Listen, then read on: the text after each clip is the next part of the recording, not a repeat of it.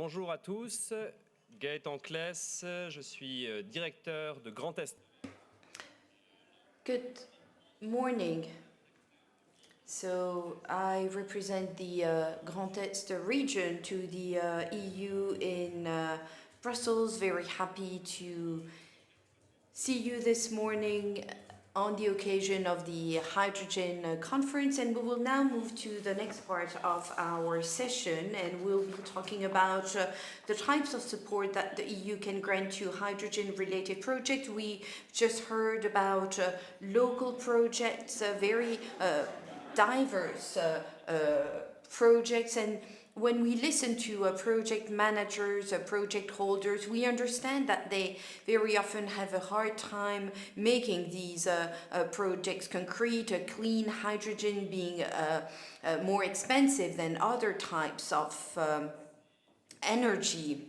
And there are also economic factors that come into play, but also difficulties related to the cross-border dimension of the project, and this cross-border dimension can add complexity to inter-European projects. When there is this cross-border dimension, there are different approaches followed by the member states, and this adds up to the complexity of the things. But local authorities, regional authorities, national and European authorities work hand in hand with project holders to speed up the implementation of projects. This is the case with the EU and with the Green Deal. Within the Green Deal, hydrogen is seen as a way to decarbonize the economy, and many European players are keen on speeding up the process towards the hydrogen transition. We will now be looking into the various types of support granted by the EU and other European organizations, the European Investment Bank, as the Clean Hydrogen Partnership will also have a say. I'm very happy this morning to present to you Carla Benauges. She's in charge of research and innovation policy at the DG for climate action. I'm also very happy to present to you Patrice Millet, who's in charge of the hydrogen rollout within the DG Grow, in charge of the home market. Welcome to you, Mr. Millet. And it is my pleasure to present to you Olivier Silla, who's the head of unit of the transport investment branch at DG Move. Bart Biebuyck will also be with us very shortly. He's the executive director of the Clean Hydrogen Partnership. And Juan Antonio Magana Campos is the deputy head of the Innovation Finance Advisory Division at the European Investment Bank. We are delighted to welcome you all this morning. So, starting directly with you, Carla, I would like to ask you, what is the role of the Commission to further advance the research and deployment of hydrogen projects? Thank you. Thank you, Gaëtan. I think we've talked about quite a lot of dimensions where the European Commission and all the subsidiaries, agencies, etc., can help for the deployment of hydrogen. So, of course, it's about regulatory deployment with the announcement that are going to happen tomorrow, as well as the ones that were already made, for example, in December. But also in terms of research deployment, it's talk the talk, walk the talk as well. And here I think it would be very important, and it's one of the role of the Commission to bring forward projects and to bring them to the ground, and addressing the specific issues and barriers that hydrogen deployment can have. And here, that's why I will present the Innovation Fund and the LIFE program as one of the many programs from the Commission that can help to bring hydrogen projects to the ground. Okay. So first of all, the Innovation Fund, I don't know how many of you are familiar with it, but I will do a very brief overview of it. So what do we finance in the Innovation Fund? So first of all, this is a fund that is financed by the EU ETS market. So the fund depends, and the size of the fund depends on the price, on the carbon price. So here we have about 38 billion euros for a period of 10 years based on a 75 euros carbon price. And we finance mostly commercialization projects on innovative low-tech technologies. And here you have the main 4 areas, so CCUS, so carbon capture, use and storage, innovative production and use of renewable energy, energy-intensive industries, and energy storage. And here you can clearly see that hydrogen is very relevant, in particular for the energy-intensive industries, where you have a lot of solutions on transport industries that are dependent on hydrogen. And which types of projects are targeted by the Innovation Fund? So as I said, it's to scale up clean technologies. So here we are very much in between the research and what Bart will present in a moment of the Clean Hydrogen Partnership, and the full rollout that Patrice will surely present with you on the Alliance. And here's a lot on first-of-the-kind demonstration and pilot projects. So very much suited, let's say, to hydrogen, which is very much in the in-between right now, and that we need to scale up fast. So in terms of the key features here, as I mentioned already, it's financed from the revenues of the EU ETS. And as I said, it's even more than 20 billion than on the screen. It's 38 billion, depending on the current carbon price that we have for a period of 10 years. We have 2 kinds of calls that are yearly. So for the large projects, so the large-scale call and the small-scale call, depending on the capex of your companies. And on the large project, we support up to 60% of the additional capital and operating cost on 10 years, and the small projects is up to 60% of the capex. And in terms of, so we have the financial gap, and in terms of the grants that are distributed, it's 60% during the 10 years operating, and 40% of the grant disbursed before at financial close.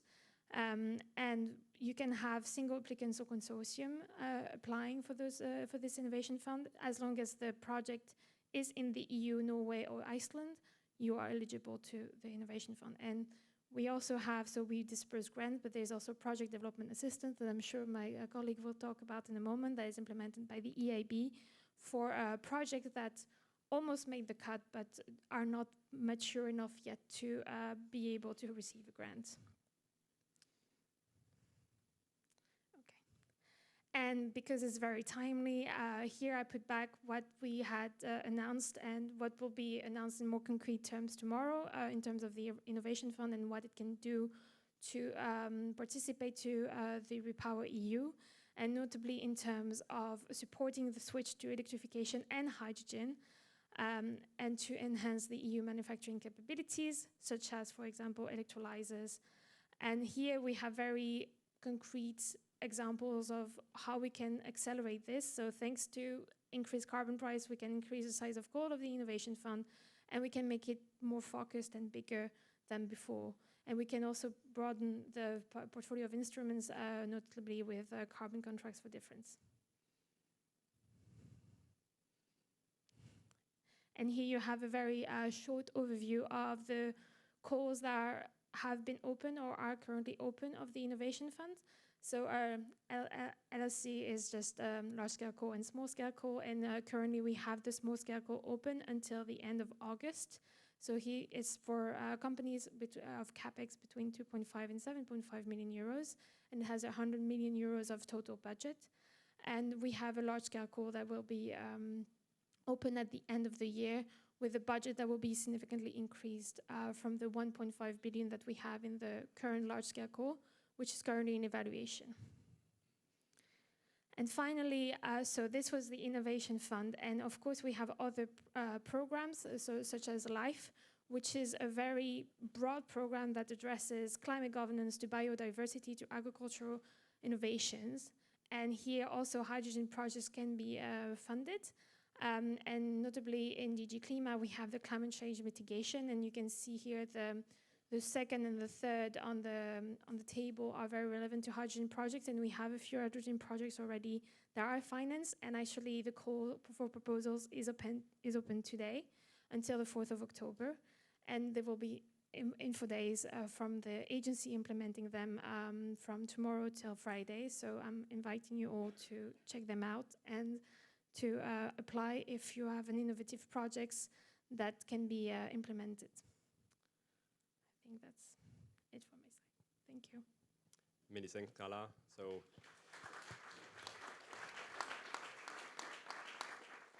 don't hesitate to apply for Innovation Fund or LIFE program. Many thanks. And maybe one question, what is for you the key for making these projects happen? How to accelerate this? Okay. I think there are many key, and we already addressed most of them. And so, for example, cooperation is essential.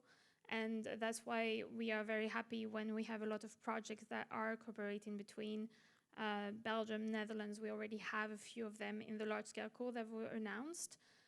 But of course, in terms of what the Innovation Fund and LIFE programs do, is to really try to bridge this valley of death between the research that we are very good at in Europe and the deployment that we sometimes are less good at, and to address those specific technical and financial risks that come with not so new, but new enough for the market that traditional investments may not be the answer. So that was it. Many thanks. On passe maintenant au domaine du transport avec Monsieur Silla. We now move to the transport dimension with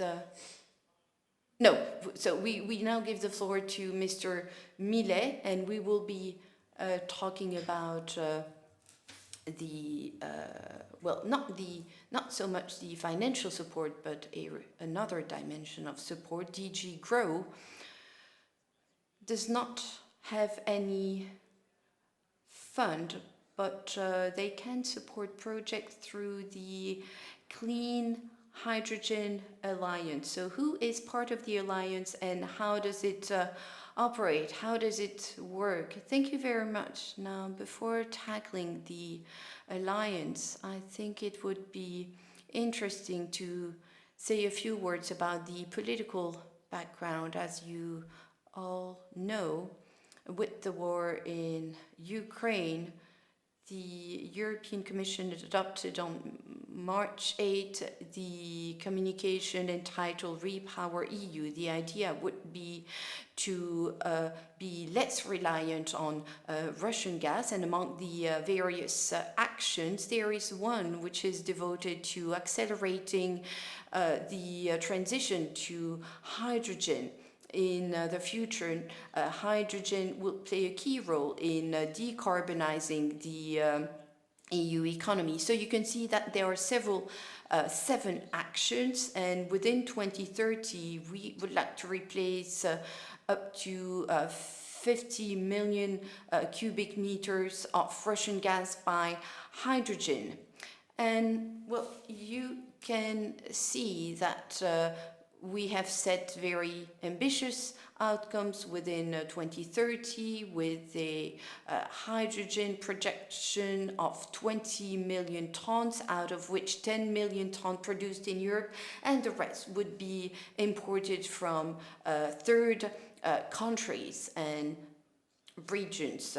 Now, of course, it has a direct spillover on the Clean Hydrogen Alliance. This alliance aim was to accelerate the transition to hydrogen. We also aimed at creating a market for hydrogen. And within the alliance, our objectives are similar to the hydrogen strategy: 5 million tons of hydrogen produced in Europe. So the idea, of course, is to speed up the process, and all the players are keen on speeding up this process. You can see the various actions, and I will come back to 3: developing transport, distribution, and storage infrastructure, then harbor infrastructures, terminals that need to be developed, because if we are to produce 10 million tons of hydrogen, we need the right infrastructure, speeding up the state aid and the access to state aid. And then a third topic, producing 10 million tons of hydrogen in Europe, means that we need to speed up the rollout and the use of electrolyzer. And then the international dimension, which is perhaps not so much relevant for the alliance. Now, of course, developing production capacities of will require dedicated renewable energy infrastructure, and this is what we refer to the 80 gigawatt that could be dedicated to green hydrogen production. So just to give you a flavor of the various steps of the process. So the alliance was set up in July 2020 in the framework of the hydrogen strategy. It brings together 1,600, nearly 700 hydrogen stakeholders coming from public organizations, the industrial sector, the civil society. 6 roundtables tackle the various value chain segments, and later on I will briefly come back to 2 new working groups tackling permits and standardization. Now, what are the main deliverables? Well, first of all, the report on barriers to that exist in rolling out large-scale hydrogen projects. We have written several recommendations and provisions that could be taken to overcome these obstacles. In October 2021, we published the hydrogen pipeline, where the various hydrogen projects are described. The idea would be to roll out hydrogen on a large scale. And then one last deliverable, the meeting that was organized on May 5th on electrolyzer, and I will give you some more detail about that. Now, the project pipeline covers 750 projects, and we can rely on, well, we have a database that you can search into. We have identified the projects based on the region. Now you can see the map of Europe and the regions that have submitted the highest number of projects. I think if we are to get an overview of projects that relate to hydrogen, it is quite relevant to have a look at the database, just for you to understand which projects were submitted by which region, and understand what is needed if we are to further develop these projects. Now, what are the main features of the project pipeline. So as I said at the beginning, we had some 750 projects, out of which 450 focused on hydrogen production.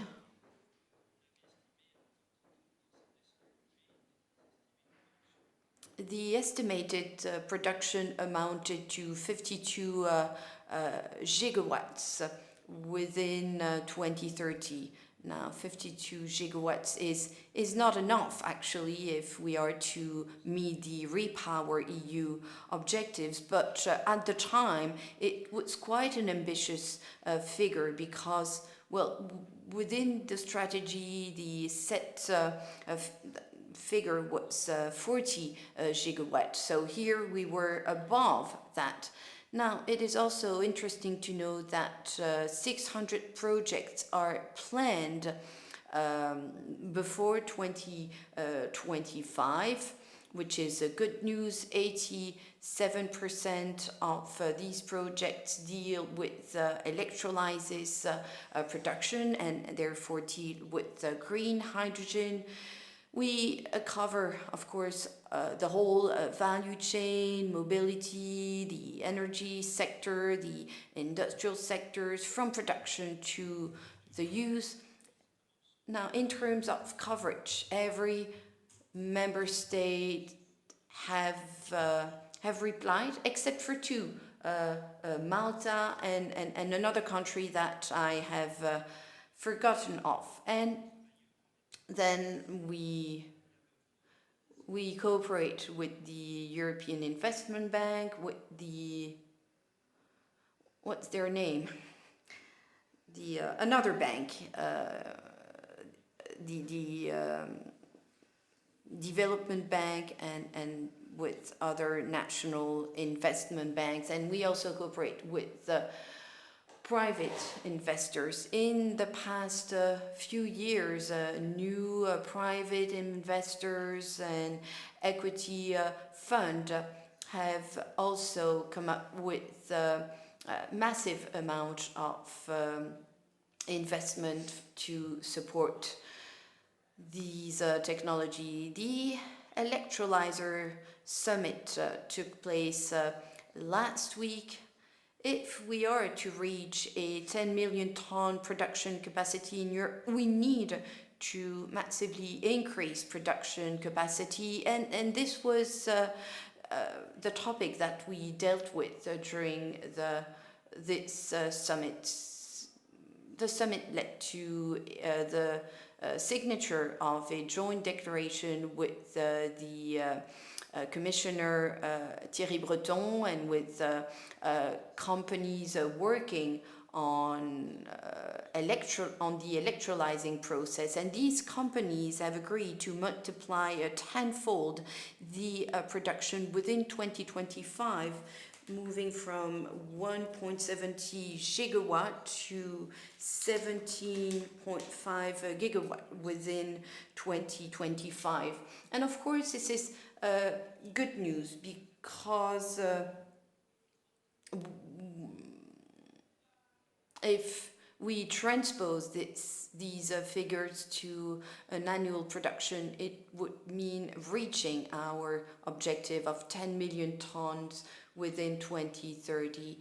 And the Commission has taken a strong commitment to support the regulatory framework to facilitate the implementation of these projects. Now, very, very briefly, about a few words about standardization. So I already mentioned the hurdles that have to be overcome if we are to transition to hydrogen. And standardization is one of the hurdles. As we have said, we need to develop standards faster if we are to cover the whole value chains. The needs in terms of standardization are huge. Many things are being done, but in a very fragmented way. So within the Alliance, we have a task force working on standardization, and they are to develop a roadmap to identify the needs in terms of standardization. And this roadmap will be used to get in contact with standardization bodies in Europe, Senelec, for instance, but also national standardization bodies. And I think that this is part of the standardization strategy planned by the EU. As to the release of the issuance of permits, this is another key topic. Issuing permits is very much time-consuming. Offshore wind energy requires some 8 years before a permit can be issued. So I think that speeding up the issuance of permits is key if we are to develop hydrogen energy. Within the Alliance, we also have a task force working on permits, and we try to formulate recommendations. Tomorrow, a communication will be made within the Repower project on the issuance of permits, not only for the hydrogen sector, but for other sectors included in the communication. Thank you very much, Mr. Millet. So I think that we have well understood the actions taken by your alliance. So you referred to this number, 750 European projects that were identified in the Netherlands, in the North Westphalia regions. There are some regions where there is a higher number of projects. And you also said that we actually lack projects if we are to be as ambitious as we want to be. I think that the Grand Est region was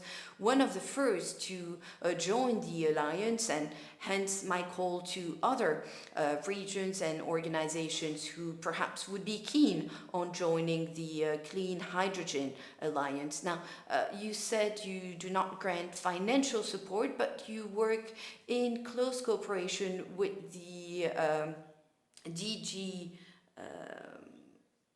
with a DG that aims at giving support to common interest projects and joint projects. So how will this mechanism help make these projects come true at perhaps a higher speed?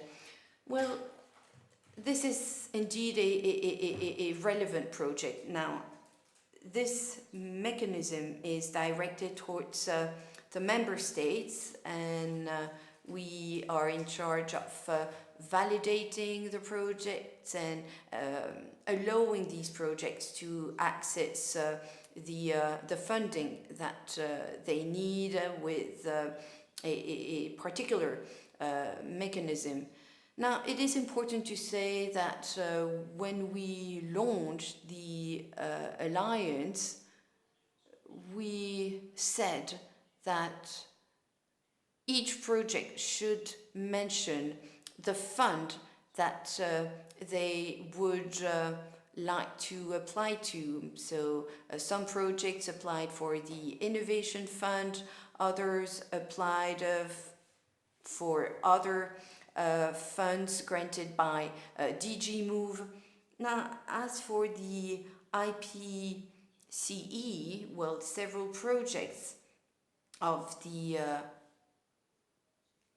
alliance are promoted by the member states. At the end of December 2020, we had a manifesto signed by 22 member states plus Norway to launch the hydrogen IPCE project. The member states also launched a call for interest. They collected more than 400 projects that have been disclosed to the European Commission. So we received notification for the two first industrial and technology IPCE, and we are now analyzing these projects. So there is nothing more I can say about the review and the assessment process, but I think that we will come to the conclusion of the process very shortly, as the Commission has committed to give a formal decision about the IPCE before summer. So once we receive a formal reply about the PCI, we will announce the content of the reply. So in just a few weeks' time, I think that we will receive a formal reply. Now, just to give you an idea of the dimension of the project compared to the battery PCI, we had some 50 projects, but here within the first two PCI related to hydrogen, we received more than 200 applications. So a great number of applications with the budget exceeding 10 billion euros. So I think this is great news for the hydrogen community. As soon as these projects will be approved, they will be rolled out and at large scale, and the member states are preparing for the next steps already. So I think that we are trying to do our best. So I think this means that if Easter is to start on June 21st, we are very close to the implementation of these projects with national funding. And let me stress that these projects will be launched thanks to national funding. We now move to the presentation about transport. We'll be talking about the interconnection dimension in Europe. This is a mechanism that we are very much familiar with. They aim at developing a transport network in Europe, but perhaps we lack knowledge about the hydrogen input. Could you perhaps say a few words about the input of hydrogen within this mechanism? Yes, hello everyone. Indeed, the mechanism for interconnection in Europe is mostly well known for large tunnels or railroad, but we do have a vision for trans-European networks that can support our decarboning effort. And this is why, from the very beginning, our program entailed the equipment of a trans-European network of electrical power plants and hydrogen stations. There's a regulation on the table, the regulation on alternative fuels. It also entails some goals for upscaling the network for all of the trans-European network. So the MIE comes and supports existing instruments that have been presented by my colleagues, and it's targeted specifically at the possibility to equip the main parts of the trans-European networks in refueling stations for hydrogen. So we do have, for the following programming period, we have targeted all transportation modes, so we can support different hydrogen refueling stations in the road transportation sector, for cars and trucks both. We also have the possibility to equip the bus storages in cities, big cities that would like to develop a hydrogen bus program may use for refueling their vehicles. They can use the MIE, but we also have a possibility for waterways to be involved as well as maritime ports. So we hope to have a lot of projects, especially in the maritime sector. In a very general way, we're mostly funding some refueling stations, as I said, but regarding the maritime sector and the waterway sector, we would like to support in a limited way, but to still support the first ships, hydrogen ships, because in quite a lot of cases, you know, the loading infrastructure needs to be used from the beginning, and for that you need to have what we call a fleet zero. So we'll be able to support that as well. And for the railroad sector, there are two aspects. Some parts of the network are not electrified yet and will not be electrified, at least not soon, for economic reasons. So we may intervene from that perspective. And there's another point that has to do with the triage stations. So where we mostly have diesel engines that are taking care of triage between the wagons, and there we also have a lot of interesting opportunities. We have the possibility through our mechanism to support additional investments, whether they be about local storage, loading stations or refueling stations and electrolyzers potentially, but the program aims at deploying on the transportation network, and so therefore we always must work hand in hand with refueling stations and within 20% of the eligible funds. So where can we intervene? Well, we can intervene throughout the European network, the European transportation network, so road networks at a European level. We have a bit of leeway, a bit of margin as well, because the refueling stations do not have to be right next to the street. So in urban nodes as well, especially for public transportation, but also for refueling stations for heavy duty vehicles. And we do have, as I have mentioned, in some cases, some projects involving railroads and triage, train stations and terminals. The funding rate is 30% of eligible costs for the refueling station, including synergy elements that are accepted too. And we have an innovation this time as well, which is the possibility for several countries to use what we call the cohesion envelope. So the MIE has another envelope coming from the cohesion fund, and for countries that are eligible for that fund, we may increase up to 50% of co-funding rate. Les budgets, donc pour la période 2021-2023. So the budget for 2021-2023, we have $1.5 billion that can be used for the general fund, 1.2 billion as well, with 355 million for the cohesion envelope.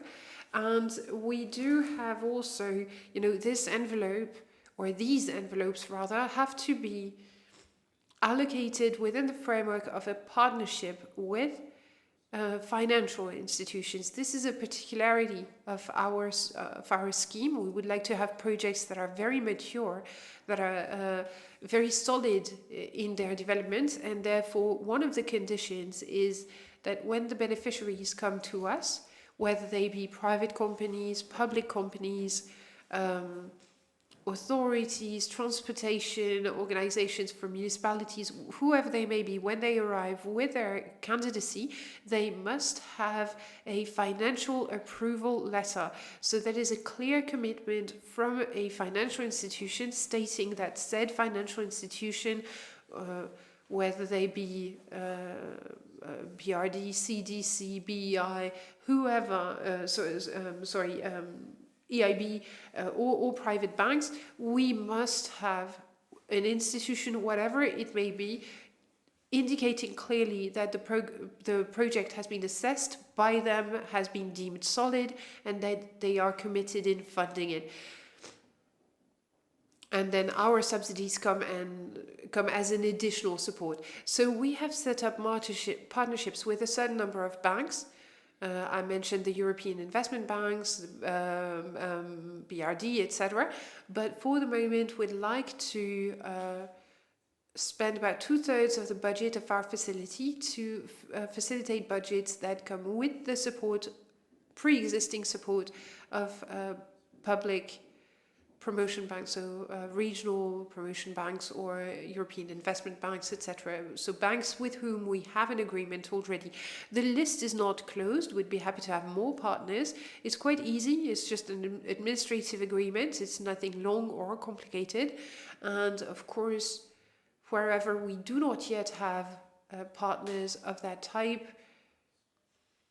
or when not to go through those types of stakeholders because they have a relationship with a commercial bank for a broader project, well, they can come and present their partnership with that bank. So another specificity of our system is that we do not have any calls for proposals, not regularly in any case. We have opened the facility in September. It will remain open until the end of 2023. So projects may be presented at any point at all, as soon as they are ready, and we examine them in batches as they arrive. So we've had a first batch that was assessed in January of 2022, whereby, we've already assessed them and adopted the granting decisions. So for the hydrogen part, we do already have a few projects with 17 stations, 17 refueling stations and 4 electrolyzers.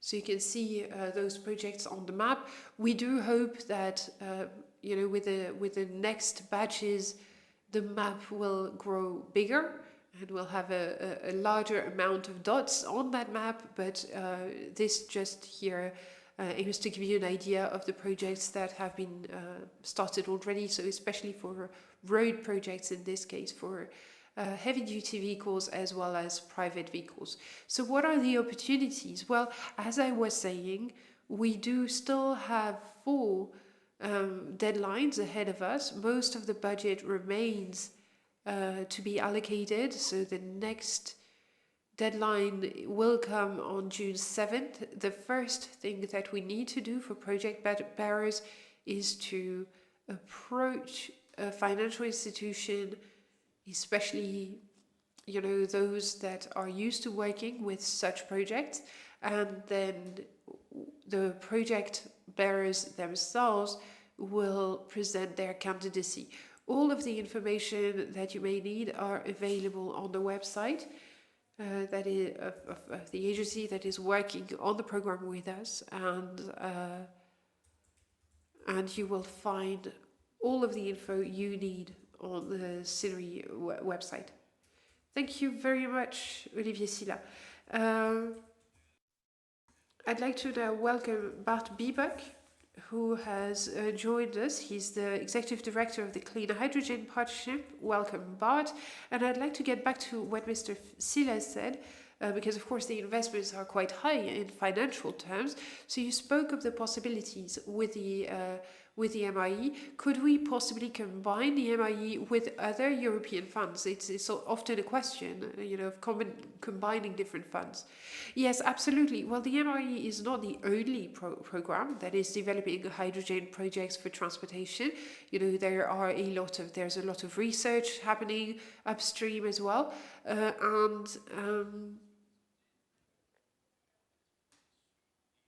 we are also working on guarantees that are given by the EIB and others through the InvestEU mechanism.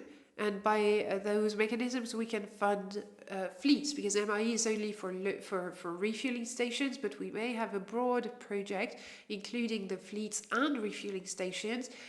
We could have a loan from the EIB or other financial institutions with benefiting from the guarantee of InvestEU. And on top of that, we could have subsidies given or granted by the MIE for the specific refueling station aspect. So in this case, we cannot combine. It's for the same investment. So the cost of a single refueling station, you cannot combine the MIE and regional funds. The only exception that may be used by member states is the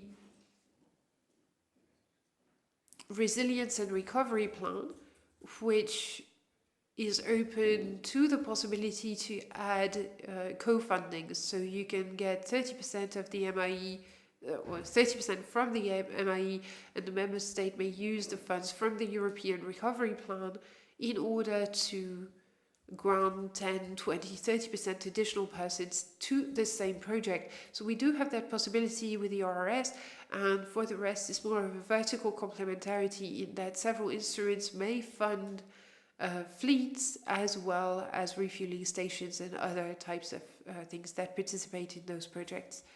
Mechanisms which are quite broad and have a hydrogen component. Now we switch to mechanism which is really dedicated to hydrogen and only hydrogen and fuel cells with Bart Biebuyck, as I said, Executive Director for the Clean Hydrogen Partnership. So Bart, could you please explain to us more details how this partnership is functioning and which kind of projects are supported by your Clean Hydrogen Partnership? Thank you. Well, first of all, thank you very much for inviting us. I think it's a very good overview of all the different funding instruments that we have here together. So I'm looking forward to that. I'm just checking. Okay, voila. So a little bit of an overview of the research and innovation funding opportunities for hydrogen and fuel cells technology at a European level. So first of all, we are a joint undertaking around clean hydrogen. We are the successor of the fuel cells and hydrogen joint undertaking. We were established last December, so we are very fresh.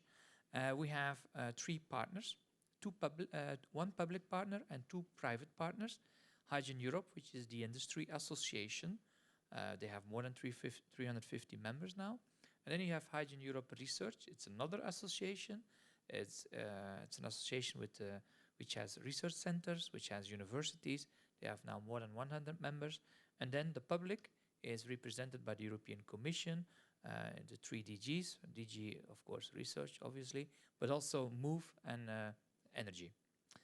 So we have 4 objectives that we need to achieve. Is first of all to support the Commission's hydrogen strategy that was established or published in 8th of July in 2020. Then to stimulate the research and innovation on hydrogen production, also on hydrogen and distribution and storage, and end-use application. There are many end-use applications. And actually, we should be very proud of that because I think Europe is one of the leading continents in the world in this technology. And our main goal, and as in the 3rd objective, is actually to strengthen that competitiveness and really keep our leadership in this value chain. And finally, of course, we need to contribute to the climate goals that Europe has set in 2030 and 2050. So in terms of our program, we have 3 main pillars. We work on hydrogen production. This is electrolyzers, but also at very low TRL, new modes of production of hydrogen. Also, we see how hydrogen can help to integrate more renewables in the energy system. Then the 2nd pillar is about distribution, storage and delivery of hydrogen. I mean, think about natural gas pipelines that we refurbish, think about liquid hydrogen carriers and so on. And then, of course, the refueling infrastructure. Today, we all talk about passenger cars, but very soon we need refueling structure for vessels, for trucks, for planes. So a lot of work to be done there. And then the 3rd pillar for research is the end use. Of course, end use and transport. There we look mainly at heavy duty, trucks, trains, planes, and so on, because the vehicles are out there. Then heat and power, 2nd end use application, stationary hydrogen fuel cells for in your house to generate electricity and heat, but also hydrogen burners and turbines, which this is a new part in our program now. And finally, we continue to support hydrogen usage in the industry, cement industry, steel industry, and so on. And we have 2 horizontal pillars, which is hydrogen valleys. We started to build the first European hydrogen valley in North Netherlands. But in the meantime, now we have more than 23 hydrogen valleys already in Europe, in 10 different countries. And Globally, we have 34, and we are aiming for 100 hydrogen valleys by 2030. And we will fund at least every year 1 or 2 hydrogen valleys. So go for it, I would say. Just important information is that we have launched our call on the 1st of March. I can tell you this is the biggest call ever in the history of Europe on one technology like hydrogen. So we will fund 41 topics, obviously in the topics that I just mentioned you before. We have 2 cutoff dates, is end of May and the 20th of September. So have a look on our website, of course, if you want to know more details. Also, we promote very much international cooperation. There are 8 topics of them, really, where we look to work globally together. It's mainly in regulation, codes and standards, obviously. We have a strong connection with the Connecting Europe facility with CEF. So actually, some of the topics that we have published, for example, like we will fund 150 hydrogen trucks, they have to go, that consortium, same consortium, needs to submit also a proposal in CEF, for example, for the hydrogen refueling stations. Same for the 5 inland water vessels that we will fund as well. The bunkering will be done by CEF. So we have a coordination among our programs, and this is actually what is now called synergies. And so we really try to put synergies not only on paper, but really in reality, and we do that, of course, with our good friends at CEF. Of course, there are a lot of Europe funding instruments. I can tell you hydrogen is now very high at the political agenda, and so you can see that you have a funding opportunity from research, from demonstrations, even up to deployment. So if you don't know where to go, which I can imagine, if you see all these different instruments, just give us a call and we are happy to help you out with all those different instruments. Finally, if you would like to know what's going on in the field of hydrogen and fuel cells, we have made an observatory which talks about the technology, how many buses, how many cars, how many electrolyzers, where are they placed, etc. You can find that, but also about policies and regulations that are in place, codes and standards, patents, publications, the funding opportunities, and also very important is the education and training, because when I talked recently to a lot of companies, they are screaming for people. They don't find the right people, so education is really crucial, should be top priority now, and at least it will be for us. And that's it. Bart, and you talked about hydrogen valleys. I can only confirm that Grand Est and all his neighbors along the 760-kilometer border are very interested in hydrogen valleys. Maybe one question which I would expect when you talk about the public-private partnership is if the calls you talked about are open to all interested parties, or if it's only for specific kinds of organizations? No, the calls are open for everybody, so everybody can participate.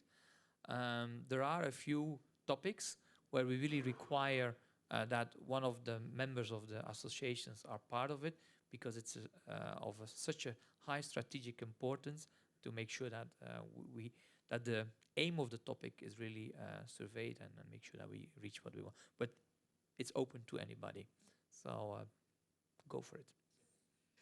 Many thanks, Bart.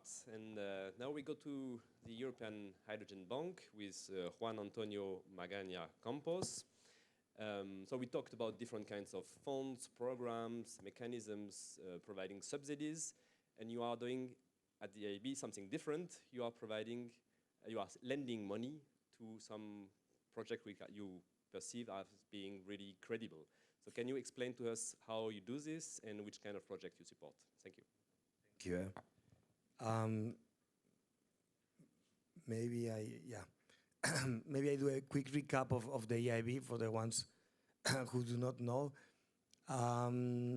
Basically, we are the EU Climate Bank, and I think the key message is we have a very, very high ambition for the future. I mean, we expect to enable 1 trillion of investments in climate action until 2030, so as you can see. So it's really, really ambitious. And as from 2025, we expect that 50% of all of our lending will be in climate-related activities, which obviously also includes hydrogen. That means To give you an idea, it would mean around 30 to 40 billion per year dedicated to climate activities. Before I move here, with regards to hydrogen, just to give you an idea, the actual track record has been much more limited than we wanted, and in part is due, as it was mentioned, that we just do not provide grants. We need to invest into bankable projects which actually return the debt. So we have around a bit less of 500 million actually lended in terms of hydrogen-related projects so far. However, I mean, we have here, you can see here the full spectrum of our products, which basically we have really all products available. So we have from direct public sector financing, private sector, PF.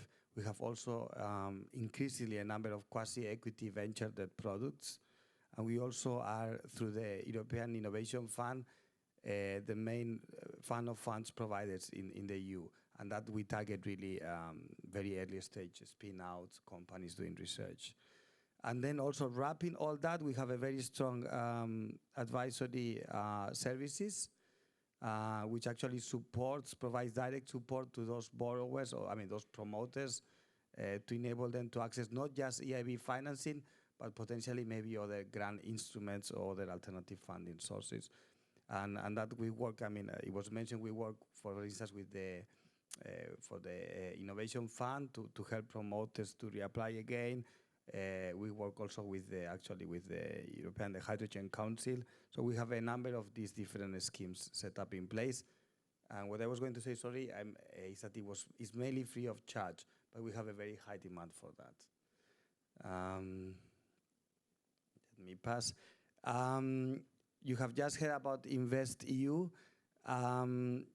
We have, I mean, I will not mention too much numbers, but we have a huge, very large amount of funding available through a guarantee from the European Commission to the EIB in 4 different areas, as you can see, which is sustainable infrastructure, small businesses, research, and social investments. And that is actually to enable us to go beyond what we would be able to do usually.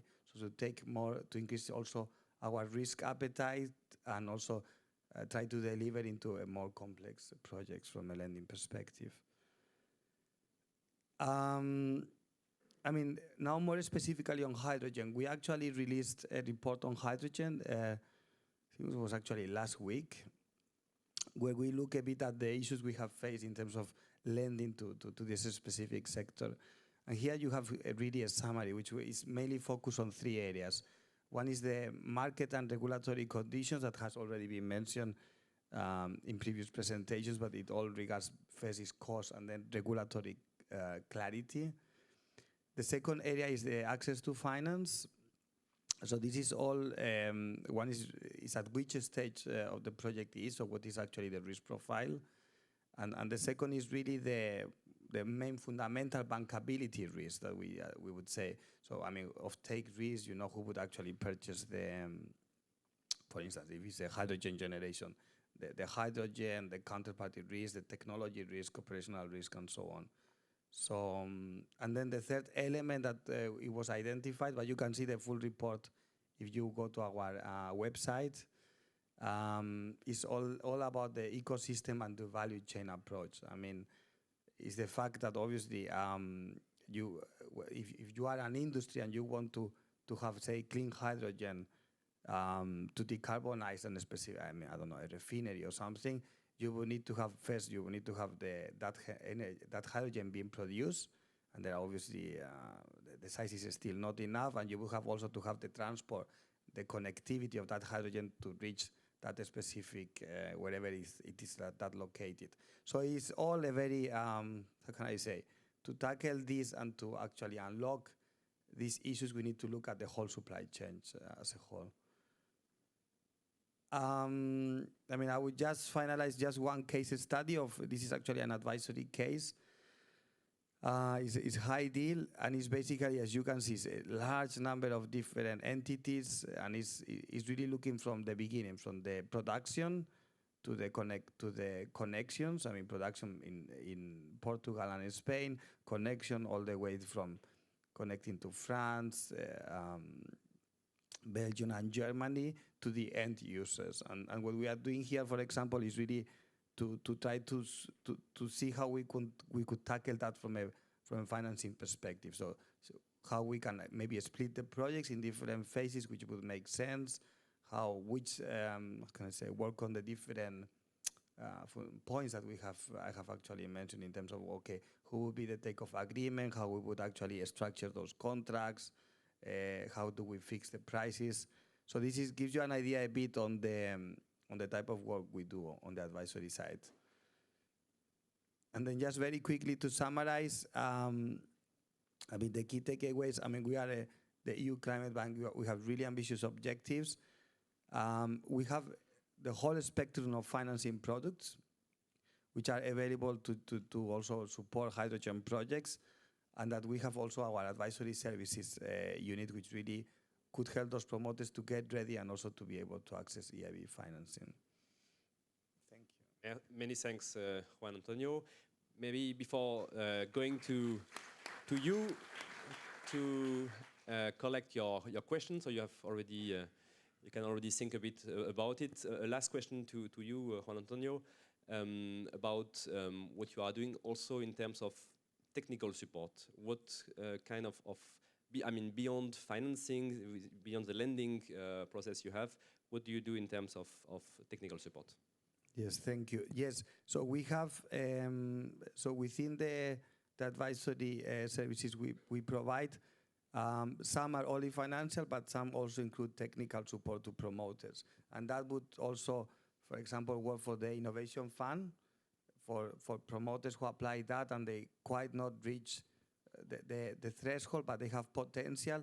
Those projects can be referred to us by DG CLIMA, by the European Commission. And then we can look at you know, the gaps identified on those projects, both from a financial as well as technical perspective. I mean, a key thing, I would say, key distinction of the EIB or key advantage we have is that we have internally a huge area of actually technical specialists, which we have a lot of engineers, I mean, sector specialists, which I think is a bit unique of the EIB and which allows us to really provide that enhanced support advisory, and also to be honest, also to be able to lend to projects that nobody else would lend, because we can really try to understand the risk and assume, you know, what is acceptable for us. Now it's the time for your questions. I see one in the back, please. Yeah, you can go there.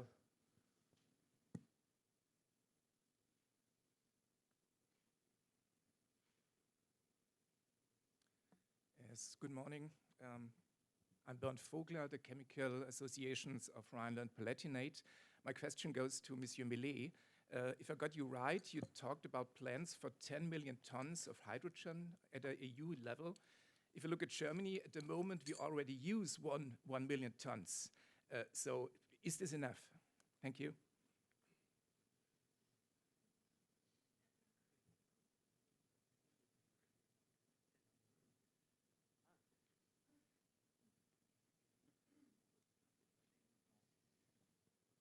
Yeah, it's always a tricky question when you define the targets. Do you want to be really ambitious? Do you want really to be more realistic? And so I think we have to strike the right balance. And I don't know if it's enough, but it's really, it's already very challenging. So it's all I can say.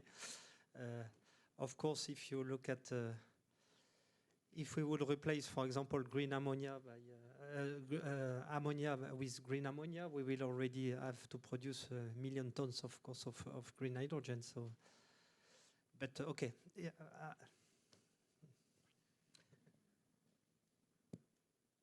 Une autre question? Oui. Bonjour à tous, Jocelyn Daïdi, Société Chemlis. Merci pour vos... Thank you for sharing your reflections as a European citizen. It's rejoicing to see so many projects on hydrogen now. There are many issues related to raw material supplies and supply deadlines. You have very ambitious projects, but what about the delivery deadlines and the manufacturing, the industrial manufacturing processes? I understand this is a question for all the speakers, right? Yes. So it is part of policies that we work on at DG Grow. It is part of industrial policy. So we look into the supply issues and the supply deadlines in various sectors. Now, you were referring to a short-term problem. What do we do today to solve these problems? Now, I have no straightforward answer. We had the Electrolyzer Summit and we talked about raw materials supply and components for electrolyzer supply. And this is something that we need to monitor very closely. There is no hydrogen rollout currently, so no supply problems yet that we are faced with. Well, this is not the feedback that we get from the community. Now, when it comes to critical raw materials, it is indeed a significant and serious topic for the EU institutions. Your question was for a very short term, but from the research, we try to do a couple of things. First of all, to speed up the process of manufacturing. I didn't explain it in my slide, but there was also mentioning that we will